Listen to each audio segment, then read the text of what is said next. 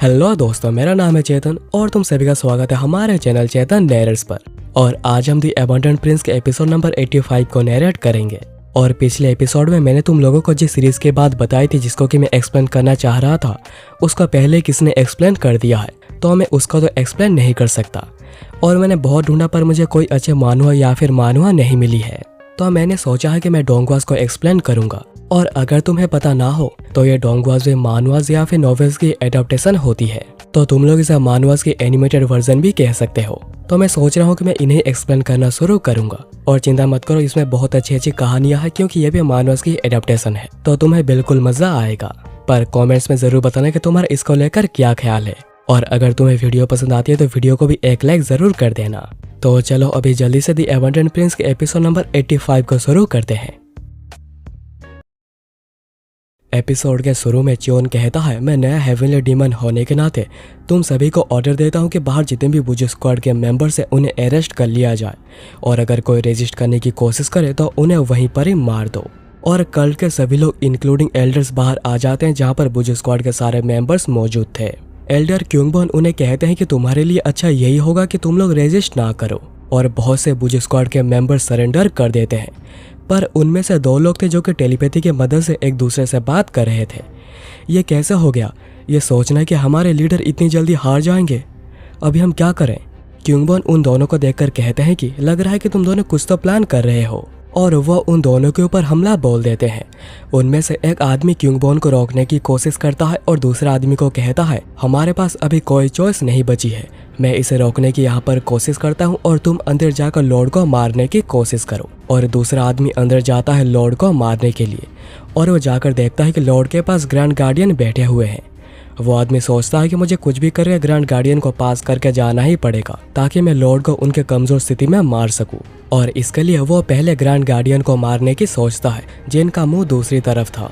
पर grand guardian already उसके presence के बारे में जान चुके थे और वो उसकी तरफ देखकर अपने हाथ से एक इशारा करते हैं और 2 स्वर्ड्स कहीं से आकर उस आदमी के आर पार हो जाती है और वह आदमी वहीं पर मारा जाता है। एक्चुअली इन्हें एयर स्वर्ड्स कहा जाता है। ग्रैंड गार्डियन कहता है, तुम्हें क्या लगता है मैं कौन हूँ? मैं इतनी जल्दी हार जाऊंगा? और यहाँ पर बाहर क्यूंगबॉन उन सभी को मार रहे थे जो भी रेजिस्ट करने की थोड़ी सी भी कोशिश कर रहा था। क्यूंगबॉन कहते हैं कि मैंने पहले ही कहा था रेजिस्ट मत करो, इसका कोई फायदा नहीं होगा। और बाकी एल्डर्स और मेंबर्स भी यही सेम काम कर रहे थे। पर यहाँ पर बुजू स्क्वाड के कुछ ऐसे भी मेंबर्स थे जिन्हें इसके बारे में कुछ भी पता नहीं था। वो सोच रहे थे कि आखिर यहाँ पर हो क्या रहा है, आखिर एल्डर्स आकर हमारे ऊपर हमला क्यों कर रहे हैं। तभी डीमन फिस्ट क्लान के लीडर वांग यून, अगर तुम्हें याद ना हो तो ये चियोन के सबऑर्डिनेट गो वांग के फादर है। वांग यून कहते हैं कि करंट हेवनली डीमन के ऑर्डर के मुताबिक अगर कोई भी यहाँ पर रेजिस्ट करने की कोशिश करेगा तो उसे यहीं पर ही मार दिया जाएगा, तो कुछ भी करने से पहले अच्छे से सोच लेना। और वो सभी डर के मारे सरेंडर कर देते हैं। पर यहाँ पर ग्रेट हॉल में योपोल पड़े पड़े सोच रहा था, हमने जिस प्लान के ऊपर इतने लंबे समय से काम किया वो ऐसे खत्म हो जाएगा। तभी हमें पास्ट के एक सीन को दिखाया जाता है जहाँ पर कोई योपोल को कह रहा था, अगर उसके पास से कोई भी ऑर्डर आए तो तुम्हें हमारे ग्रैंड प्लान को शुरू करना ही होगा जो कि हम पिछले 100 सालों से प्रिपेयर कर रहे हैं। प्रेजेंट में योपोल सोच रहा था यह सोचना कि हमारा ग्रैंड प्लान ऐसे फेल हो जाएगा। योपोल फिर चियोन को जो कि उसके पास ही खड़ा था उसे देखकर मुस्कुराते हुए कहता है, क्या तुम्हें लग रहा है तुम ऑलरेडी जीत चुके हो? भले ही हम लोग तुम्हें नहीं मार पाए पर हम डेफिनेटली गार्डियंस को मार देंगे। तुम्हें क्या लगता है गार्डियंस के प्रिजन को कौन गार्ड कर रहा है? मैंने पहले ही उन्हें सिग्नल भेज दिया है, अब तक तो उन दोनों के सर जमीन में गिर चुके होंगे। और ये सुनकर चियोन चैन की सांस लेता है और कहता है, अच्छा ऐसी बात है। और ये देखकर योपोल पूरा हैरान हो गया था। और तभी सीन कट होता है प्रेजेंट में, पर उस समय पर जब योपोल ने सिग्नल नहीं दिया था। और हाँ, ये प्रिजन अंडरग्राउंड है और दोनों गार्डियंस को एक ही सेल में रखा गया है, दोनों हाथ पैर बांध कर। लेफ्ट गार्डियन सोच रहे थे यह सोचना कि लॉर्ड ऐसा कुछ ऑर्डर देंगे, क्या उनका दिमाग सच में खराब हो गया है? आखिर बाहर हो क्या रहा है? और शायद ऐसा भी हो सकता है कि सारे एल्डर्स को भी जेल में डाल दिया गया हो, और अगर ऐसा है तो शायद प्रिंस चियोन खतरे में है। पर राइट गार्डियन यहाँ पर ब्रीदिंग टेक्निक का यूज करके रस्सियों को खोलने की कोशिश कर रहे थे। ये देखकर लेफ्ट गार्डियन सोच रहे थे यह बास्टर्ड यह बस ब्रीदिंग का इस्तेमाल करके रस्सियों को खोलना चाहता है, जबकि यह पूरा ही इम्पॉसिबल है।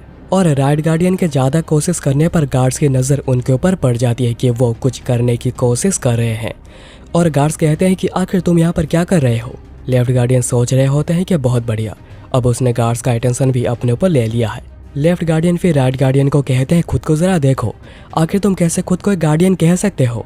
तो राइट गार्डियन रिप्लाई में कहते हैं तुम तो खुद यहाँ से निकल नहीं पा रहे, कुछ प्लान नहीं सोच पा रहे और मुझसे लड़ना चाहते हो। तो लेफ्ट गार्डियन कहते हैं कि मुझसे बकवास मत करो, जाकर सो जाओ या फिर कुछ और करो। और दोनों ही झगड़ने लगते हैं और ये पहली बार नहीं है जबकि दोनों यहाँ पर ऐसे झगड़ रहे हैं और इसलिए गार्ड्स भी उन्हें अनदेखा करके जाने लगते हैं। पर तभी दोनों गार्ड्स को सिग्नल मिल जाता है और दोनों अपना स्वॉर्ड दोनों गार्डियंस की ओर करते हैं। ये देखकर राइट गार्डियन कहते हैं आखिर ये दोनों हमें ऐसे क्यों देख रहे हैं। तभी दोनों गार्ड्स के ऊपर पीछे से कोई वार करता है और हम देखते हैं कि ये था गोवांग। और गोवांग को देखकर उसके पीछे कुछ गार्ड्स आ जाते हैं उसके ऊपर हमला करने के लिए, पर उन्हें मारने के लिए बाइक जी पहले ही तैयार था। और अब दोनों के ऊपर सारे के सारे गार्ड्स जितने भी बचे हुए थे सब आकर एक साथ ही हमला कर देते हैं। यह देखकर बाइक जी कहता है लग रहा है कि इन्हें कुछ भी समझ में नहीं आ रहा कि आखिर ये सब कौन से सिचुएशन में फंसे हुए हैं। गोवांग कहता है चलो बाइक जी उन सभी को खत्म करते हैं। जो सुनकर बाइक जी कहता है आखिर तुम कौन होते हो मुझे ऑर्डर देने वाले। और अभी प्रेजेंट में ग्रेट हॉल में चियोन कहता है मुझे लगता है कि तुम अभी तक समझ नहीं पाए हो आखिर 3 एल्डर्स मैन क्लान से मुझे सपोर्ट क्यों कर रहे हैं। मुझे लगता है कि तुम्हें अभी खुद की चिंता शुरू कर देनी चाहिए। योपोल सोचना शुरू करता है कि लगता है मेरे पास अभी और कोई चॉइस नहीं बचा है।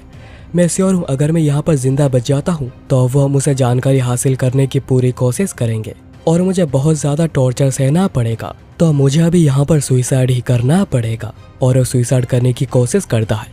चियोन ये देखकर उसके पास बैठ जाता है। तो योपोल कहता है कि अगर तुम मुझे रोकने की कोशिश करने वाले हो तो मत करो क्योंकि कोई फायदा नहीं होगा। तुम भले ही इस बार जीत गए हो पर तुम कभी भी हमारे क्लान तक नहीं पहुंच पाओगे।